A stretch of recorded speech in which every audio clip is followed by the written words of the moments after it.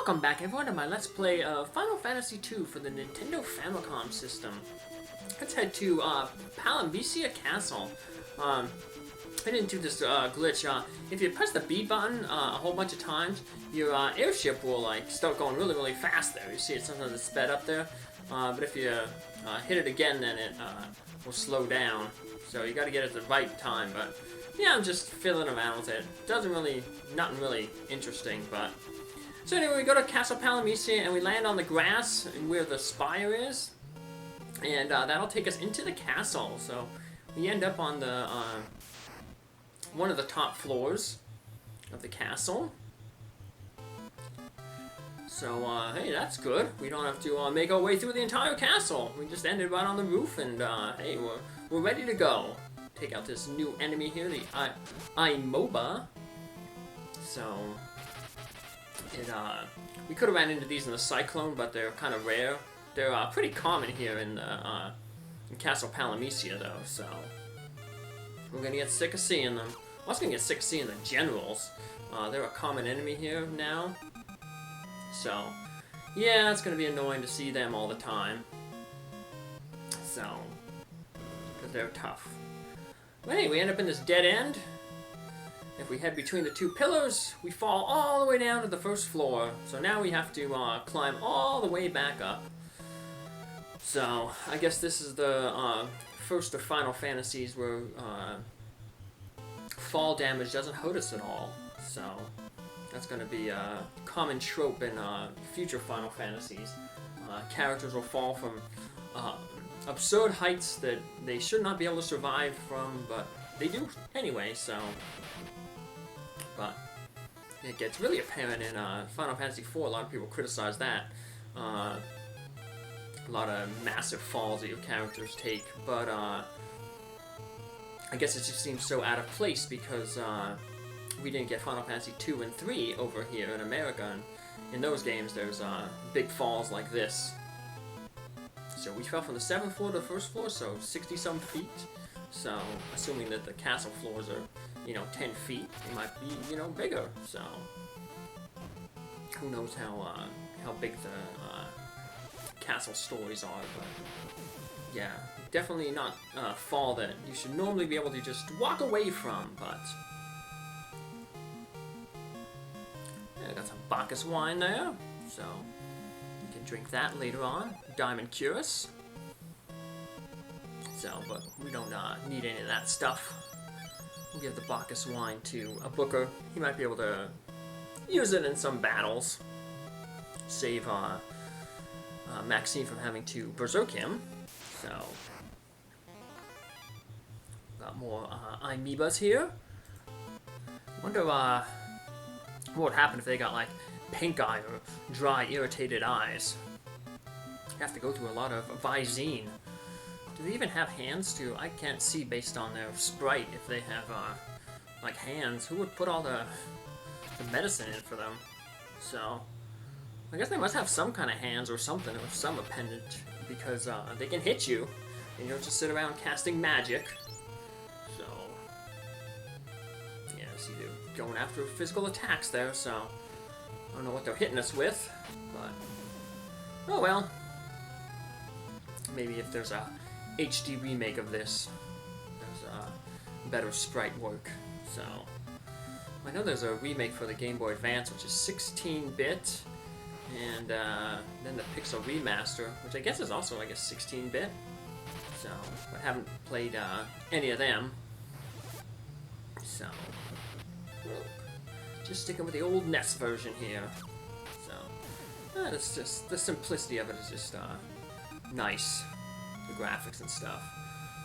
I don't know if anyone would really call this simplistic. People say that the leveling system is kind of weird, so that's why a lot of people don't necessarily like this game, because it's a complex leveling system. It's not cut and dry like most other Final Fantasies where you just gain experience points and that's it. Everything else takes care of itself.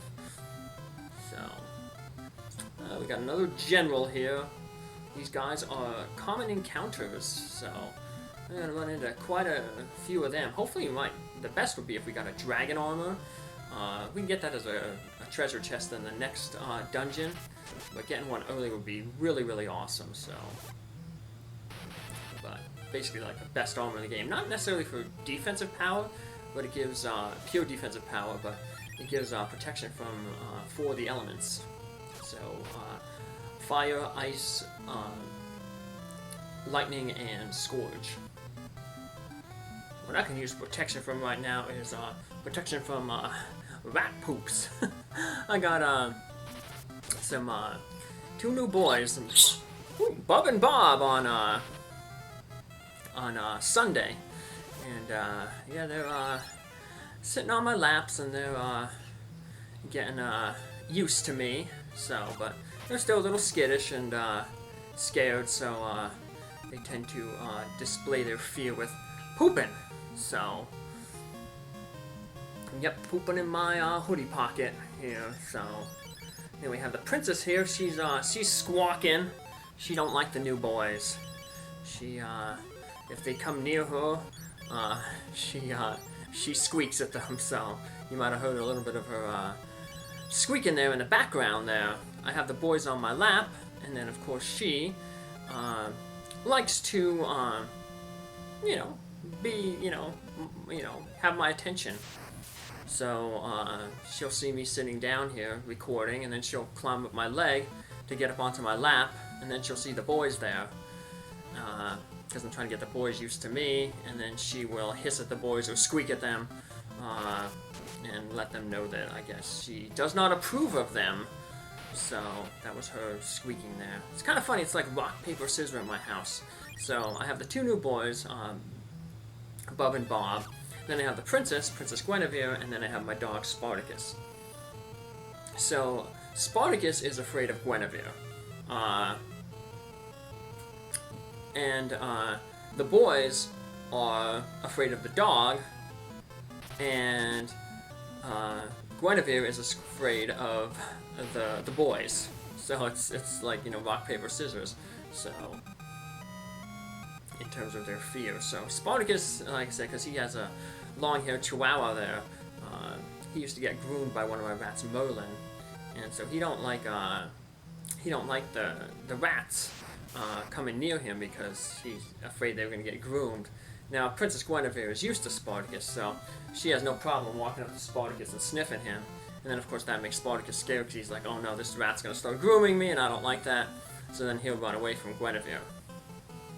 Now, he's not scared of the boys, though, because he doesn't, the boys are scared of him. The boys don't come near Spartacus. They're like, who's that really big thing over there? I'm sticking away from there. So it's funny. But then, like I said, Guinevere's then, when she sees the boys, she's scared of them. So it's like a weird, like I said, rock, paper, scissors, animal scared triangle. So, but we got some Dark Knight there. So those are the ones that attacked us at the beginning of the game. So yeah, they were made quick work of us. And now they're just common enemies. So wonder how powerful Leon must have got. Like I said, they wiped him out right away, but then he worked his way in to become the Emperor's right-hand man, the Dark Knight. So, usually in like evil empires like this, like like the strongest are the leaders usually. He must have did some power leveling. Maybe he did the select cancel trick. He hooked up with three other monsters, put them in the second, third, and fourth row, and select cancel is his way to massive stats, massive weapon levels. So, actually, when we get Leon in our party, we will notice that he does have pretty much good weapon levels with everything. So, you can make him whatever you want him to be. So,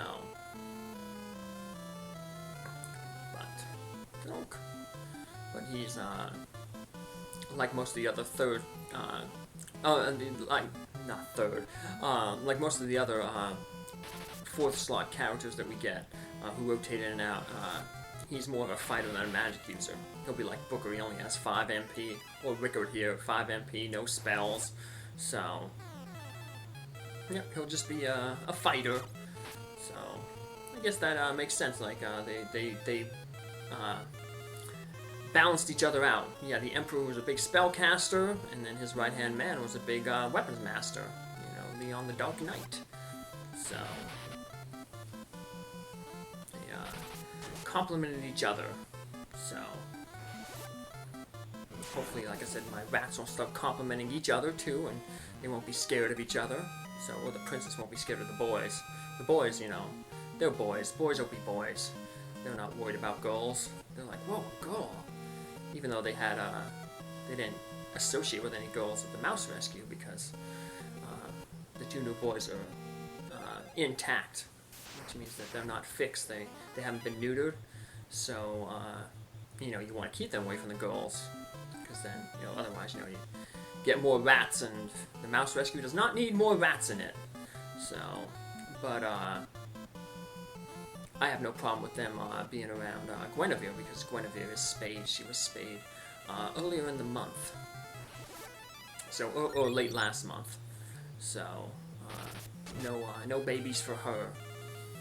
So, which is good. Help control the pet population. Now, if we can somehow help control the general population, because there are way too many of these generals in this whatchamacallit, in this castle, and they seem to like to come in groups of 2, and that's the worst, because like I said, if both of them gang up on, you know, a character, then you know, you're going to have some issues. So Fess might not be able to heal Booker or himself in time.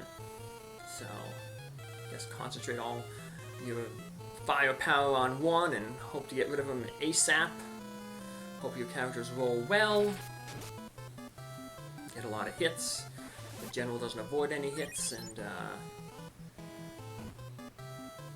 look at that. Fess over like 600 some hit points. So yeah, if there's a second general there and they both attacked, Fess might be KO'd and have to use one of those Phoenix Downs that we got. So, luckily we got a few of them. So, just in case of emergency, have a Phoenix Down.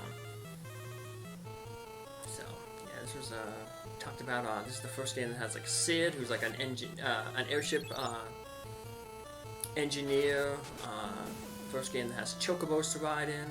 Has first game with ethers, elixirs, Phoenix Downs, and a lot of the enemies too. So this, those two generals both dropped their most uncommon, their rarest drop, the Rune Axe, the best axe in the game. Yeah, they both dropped the Rune Axe. So what are the odds of that? Well, let's see, 0.5 times 0.5, so 0.0025. Really rare that would have happened, so yeah, 5% chance times 5%, so I'm doing it in my head. Let's pull it up on the calculator. So like I said, it's going to be 25, but it's just a matter of the decimal place. So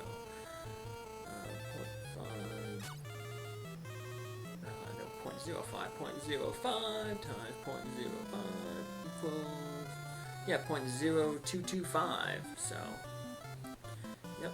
So basically, whatchamacallit, a fourth of 1%. Yeah. So yeah, very rare that would happen, but hey, you know, rare things happen all the time. So would have liked a less rare thing to happen, like getting some dragon armor, but yeah, oh well, we'll get it eventually. So yeah, we only need one copy of that because it's only going to go to Booker. So well, I guess we could, if we did get a second copy of it, Rico could have taken in one. So another new enemy here, the Stone Golem, weak against Scourge. So, but I'm not really using Scourge. I'm building up my other spells. So we have a lot of stuff we need to work on to build up. So, being a rank 7 monster, you get a good chance to, you know, build up your spells and your weapon levels. So, we finally took him out. Yeah, he's going to be a common enemy that we're going to see a lot here in this area too. So, a lot of high hit point, high defense enemies in this area. Not good equipment though. It's kind of like Finn Castle. We're going to get a lot of lousy equipment at the beginning. Stuff that you're like, why is this even here? You know, it's just there to clog your inventory up. There's, you know, knives, bucklers. You know, those are like level 1 tier equipment. So, no use in having it, you know. We'll just probably end up tossing it. So, because we can get so much other equipment that probably not going to have full inventory space. So, good buddy Goat is here once again, making a return as a random encounter. I wonder how the Goatus that was in charge of Finn Castle, I wonder how he got selected for the job. Stat-wise, he's identical to, you know, all the random encounter ones, but I wonder what he did special. Maybe they just like drew out of a hat. They're like, okay, we're all Goatuses in the Empire, please report to the cafeteria. You know, please put your name in a hat, your name or number. Whoever gets picked will be the leader of Finn Castle. So, I don't know if that's lucky or not lucky, so it means he got to be the first Goatus who he took down, but I guess it means that he was lucky because he lived the high life for a little bit. I mean, he owned his own castle, so he was the boss. But, oh well. Now the other Goatuses are just lowly minions trying to prevent us from reaching the real boss, the Dark Knight Leon. So, yeah, because he's basically never in our party, there was no point in making him giving him a ratty name. So, besides, he betrayed the party, he betrayed the rebellion. That's not a good fit for a rat. So, it's not in line with the ratty character, so Leon, you get to remain Leon, the canon name. So Fess's canon name is Furion, Maxine is Marie, and Booker is Guy. And the Emperor is Mateus, Emperor Mateus.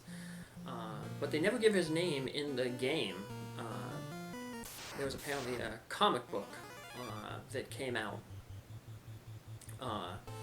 you know, as accompanying this this game, and that's that listed the name of the Emperor. So, another new enemy there, the Skull. Kind of a weak enemy, but they can be annoying if they come in big packs, especially if they ambush you, because they cast a lot of spells. So, they can toad you, blizzard you. You know, the main ones that you hate are the toad spells. Blizzard spells and other damage spells, not too much of a problem. They're actually pretty good because they help build our magic defense and magic evasion.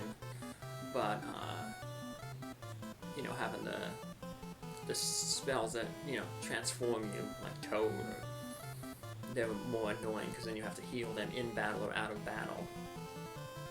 So, we're trying to use Fess's magic points, not for Asuna, but to build up that holy. So the occasional cure spell. So would have been I should have bought a little bit more elixirs, but later on in this castle there's going to be a room that has 3 elixirs, but so I kind of skimped on my elixir here, but we'll be okay. So, but I guess it's always better to have, with the Boy Scout motto, you know, always be prepared. I guess it would be better to have more than less, you know. With money not being a problem, we can always just throw things away if we need to. So, like the buckler and the knife. Tier 1 equipment. So, another group of skulls here. get to see them cast some spells. Look. Yeah, luckily, like I said, they don't have too many hit points, so they fall pretty easily to attacks. Undead, though, so you don't want to hit them with drain spells. Of course, the only drain spell we have is Maxine's Osmos spell. And there's plenty of other targets for us to get, so... Oh, there's their skull using their blizzards. Like I said, most of us have elemental protections, so... Maxine with the shield, Fess with the ribbon, and the black robes actually give protection from those elements too, so... and the white robe is the one that gives protection to from like the mind elements and stuff, so... oh no, I'm thinking Maxine's black robe gives also protection from the elements. Booker and Rickard's black robe, which is in other translations the ninja garb, which I guess is more fitting, is the one that gives agility. It's fitting because we get one of them from Paul, who is a ninja. So in his treasure stash that he gave us when we gave him the Cyclone keyboard a few episodes ago. He's like, you guys are crazy going to attack that? Here, take my treasure stash. So, alright. And we're crazy for keep going into this castle here, so... Well, once again, we reach a symmetrical room, so that's a good place to stop. So, take care, see you in the next episode. Bye!